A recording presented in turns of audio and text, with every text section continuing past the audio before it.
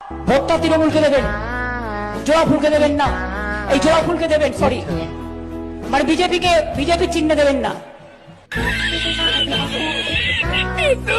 দিদি আমরা ভোটটা কাকে দেব ভালো করে ঠান্ডা মাথায় বসে সিদ্ধান্ত নিন, তারপরে দেখছি ভোটটা আমরা কাকে দেব।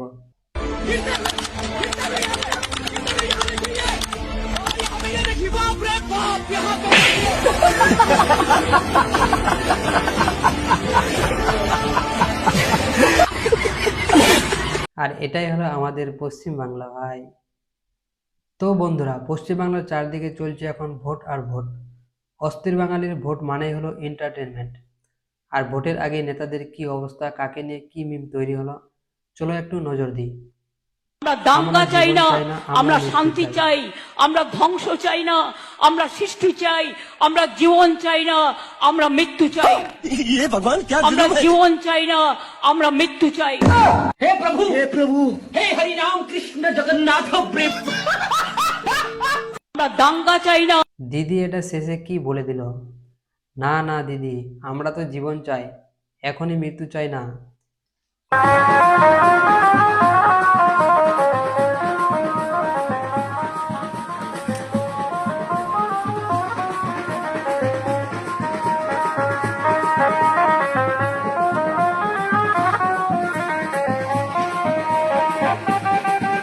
এটাই হলো আমাদের পশ্চিমবাংলার নেতাদের অবস্থা। ভাই ভোটের আগে কতটা নাকি করবে, সব কিছুই করে দেবে, কিন্তু ভোট ফুরিয়ে গেলে আর খুঁজে পাওয়া যাবে না। একদিকে 10,000 কোটি লোক, একদিকে 10,000 কোটি লোক, আর একদিকে আমাদের বিজেপি সরকার। আমার সাথে সবাই একমত কিনা আওয়াজ করে বলুন। এটাই আমাদের বাংলা, এটাই আমাদের গর্ব। কথাটা আমি স্পষ্ট করে দিচ্ছি, পশ্চিমবাংলার মানুষের সংখ্যা প্রায় 10 কোটি। বাংলার এই 10 কোটি মানুষ একদিকে আর বিজেপি সরকার একদিকে। আমাকেও বলে বাংলাদেশি। আমি বীরভূমের একটি গ্রামে জন্মগ্রহণ করেছিলাম। আমি গ্রামের আল ধরে হাঁটতে পারি, গ্রামের পুকুরে সাঁতার কাটতে পারি, ধান কাটতে পারি। হ্যাঁ দিদিকে আবার বলে দিচ্ছে বাংলাদেশি। দিদি এত কিছু জানার পরেও ধান কাটতে পারে, মাছ ধরতে পারে, তরকারি রান্না করতে পারে, আর দিদিকে বলে নাকি দিদি বাংলাদেশ। এটা কখনো মানা যায়? ওটা আমি জানো, আমাদের এখানে যে ভোটে দাঁড়িয়েছে সে বলেছে তুমি যদি তাকে ভোট দাও তাহলে তোমার জন্য বয়স্ক ভাতার ব্যবস্থা করবে। কি বয়স্ক ভাতা?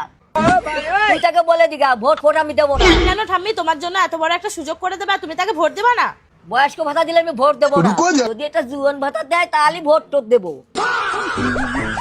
মোদি চোর, বিজেপি চোর, মোদি চোর, বিজেপি চোর, মোদি চোর, বিজেপি চোর। সবাই স্লোগান দাও, মোদি চোর, বিজেপি চোর, মোদি চোর, বিজেপি চোর, মোদি চোর, বিজেপি চোর, মোদি চোর, বিজেপি চোর, ওড়িশা চোর, ওড়িশা চোর, ওড়িশা চোর। দিদি হয়েছে হয়েছে, না হলে রক্ত মাথায় উঠে যেতে পারে।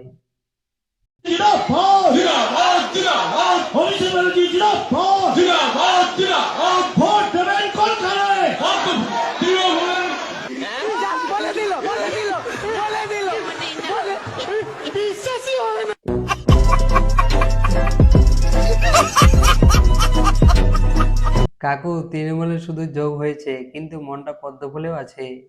সরকার বিজেপি সরকার বিজেপি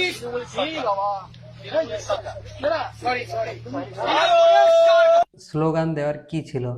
নিজেরাই যখন বলে দিচ্ছে বিজেপি সরকারের দরকার নাই, আবার বিজেপি দল হয়ে আবার স্লোগান দিচ্ছে বিজেপি সরকার আর দরকার নাই। যে হেলিকপ্টারের একটা নেতা আসলো না, বিজেপির নেতা, এই যে ওই নিয়ে গাড়ি দিয়ে ওই যে হেলিকপ্টারে ওই হাওয়াই দিয়ে এগুলো উড়ে গেছে। হ্যাঁ আমাদের বাড়ি কি ক্ষতিগ্রস্ত হয়েছে?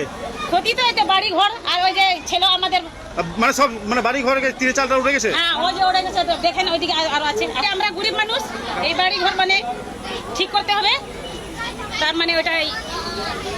ঘটনাটা এখানে হয়েছে কি, বাড়ির চাল উড়ে গেছে, ঝড় বৃষ্টিতে উড়েনি। এখানে দলের নেতা আসছিল, হেলিকপ্টারে হাওয়ায় বাড়ির চাল উঠে গেছে। কাকি ঠিকই বলেছেন, বাড়ি যখন ভেঙেছে তখন তো ক্ষতিপূরণ দিতেই হবে। বলছি সামনেই তো ভোট, তুমি কাকে ভোট দেবে? Good question. ভোট? হ্যাঁ ভোট আমি টিএমসি কে দেব। সিরায় সিরায় রক্ত, মমতা দির ভক্ত, জয় শ্রীরাম। গুত্তনি দেবো না, ঝাড়ের গুঁতো খেয়েছেন, গুঁতো। সরি সরি, জয় বাংলা।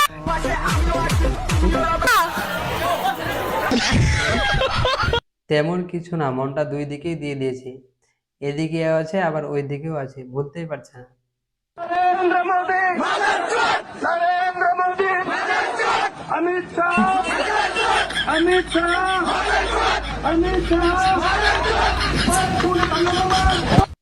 গালি আবার কবে থেকে স্লোগান হয়ে গেল। আমি যদি মমতা ব্যানার্জি হতাম তাহলে কি করতাম? প্রথমে তো হাওয়াই চটি বাদ দিয়ে নাইকের ৮০,০০০ টাকার স্নিকার্স পরে ঘুরতাম, কারণ আজকাল নিজের স্ট্যাটাস মেনটেন করা খুবই ইম্পর্টেন্ট। এরপর আমার গানের গলাটা আরো ভালো করার জন্য রানু মণ্ডলের কাছে ট্রেনিং নিতাম। পশ্চিমবাংলা থেকে চপ শিল্প বাদ দিয়ে টাটা ও টেসলা কোম্পানি আনতাম। কখনো কোনো আমার জনগণের ক্ষয়ক্ষতি হলে তাদের সাহায্যের জন্য আমার সৎ বিশ্বস্ত বা নেতা মন্ত্রীদের বাদ দিয়ে আমি নিজে গিয়ে তাদের প্রয়োজনীয় জিনিসপত্র দিয়ে আসতাম। তারপর আমার রাজ্যের যে সমস্ত নেতা মন্ত্রী ও পুলিশগুলো ঘুষ খাবে তাদের একটা সুস্থ স্বাভাবিক ও স্বর্গীয় জীবনযাপনের জন্য নর্থ কোরিয়াতে পাঠিয়ে দিতাম কিম জং উনের ভালোবাসা পেতে। যখনই রাজ্যে কোনো ধর্মীয় দাঙ্গা হবে তখন ধর্ম নির্বিশেষে বেটাগুলোর কান ধরে নিয়ে হাওড়া ব্রিজ থেকে উল্টো করে ঝুলিয়ে দেব। এরপর তাদের বউ বা গার্লফ্রেন্ডদের আমার সব লয়াল নেতাদের সাথে সেটিং করিয়ে দেব। এসব করার ফলে তারা মেন্টালি ও ফিজিক্যালি দুইভাবেই কষ্ট পাবে। তো আজকের জন্য এটুকুই থাক। ও হ্যাঁ, আর একটা কথা, দিদি প্লিজ আমায় মারবেন না। লাভ ইউ দিদি, লাভ ইউ। তো ঠিকই আছে, কিন্তু দিদি যদি জানতে পারে দিদি জায়গাটা দখল করে নিচ্ছ, তাহলে কিন্তু অবস্থা খারাপ আছে।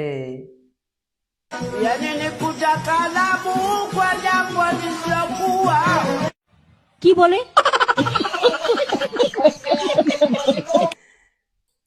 দিদি এই ভাষাটা কিন্তু একটু অন্যরকম, এই ভাষাটা বুঝতে গেলে। আদবানির বাড়ি হলো পাকিস্তান, ভারতে এসে হলো স্বদেশী। অটলের বাড়ি হলো পাকিস্তান, ভারতে এসে হলো স্বদেশী। সোনিয়া গান্ধীর বাড়ি ইটালি, ভারতে এসে স্বদেশী। জ্যোতি বসুর বাড়ি বাংলাদেশ, ইন্ডিয়া এসে স্বদেশী। বিমান বসুর বাড়ি বাংলাদেশ, এসে হলো স্বদেশী। বুদ্ধদেবের বাড়ি বাংলাদেশ, ইন্ডিয়া এসে স্বদেশী। মিঠুনের বাড়ি বাংলাদেশ, ভারতে এসে স্বদেশী। অধীর রঞ্জনের বাড়ি বাংলাদেশ, ইন্ডিয়া এসে স্বদেশী। প্রণব মুখার্জির বাড়ি বাংলাদেশ, ইন্ডিয়া এসে স্বদেশী। আমরা ভারতে জন্ম নিয়ে আমরা নাকি বিদেশি। সিঙ্গাড়ার ভিতরে আলু ঢুকলো কি করে? আরে ভাই মুরব্বি আলাদাই লেভেলের ভাই। अभी चुनाव का टाइम में झूठ बोलते हैं हमारा वोट लेने के लिए। झूठा पार्टी, जुमला पार्टी, ভ্যানিশিং পার্টি, মানুষের ভোট কাটার পার্টি, বুলডোজারের পার্টি, স্বৈরাচারী পার্টি, অত্যাচারী পার্টি। তাদের মুখে বড় বড় দিদি অনেক রকমের গালি মুখস্থ করে রাখছে, একবার যদি দিদির মাথা খারাপ হয়ে যায় তাহলে কিন্তু অবস্থা খারাপ আছে। এটা পশ্চিমবঙ্গ বস, এখানে জন্ম নিলেই শিশু সাথী, খিদে পেলেই খাদ্য সাথী, স্কুলে গেলেই সবুজ সাথী, অসুস্থ হলেই স্বাস্থ্য সাথী, বেকার হলেই যুব সাথী, কিন্তু চাকরি চাইলেই পদে লাথি। নমস্কার, আমি বাংলার মুখ্যমন্ত্রী মমতা ব্যানার্জি। আমি বাচ্চাদের জন্য একটা কবিতা লিখেছি, সেটা হলো হাম্বা হাম্বা Gamba Gamba Bumba Bumba বাম্বা বাম্বা রাম্বা রাম্বা Gamba Gamba. কেউ ফোন করলে সঙ্গে সঙ্গে হ্যালো বলবেন না, ওটা ইংরেজি ওয়ার্ড। বলবেন হ্যালো, কেমন আছেন, জয় বাংলা, নমস্কার। কেউ বাড়িতে আসলে উল্টো পাল্টা বললে সঙ্গে সঙ্গে কানটা মুড়ে দেবেন। কানটা মুড়ে দিলে কোনো কেস হবে না। কানে একটা জোরে থাপ্পড় মারলে কেস হয়ে যাবে। নমস্কার, জয় বাংলা। সবাই জোরে হাততালি হবে আমাদের ছোট্ট বোনের পারফরমেন্স দেখে। আচ্ছা, এবার আমাদের পরবর্তী There is a proverb in Bengali, চোরের মায়ের বড় গলা। ইংরেজিতে বলে চোর কি মায়ের জোরসে বলে। এদিকে ঘুরিয়ে কি দেখছো? মিটিংটা তো এদিকে হচ্ছে, দুজন মহিলা যাচ্ছে সেটা দেখাবার জন্য গদি মিডিয়া, আর এত মহিলা বসে আছে চোখে পড়ছে না কানা।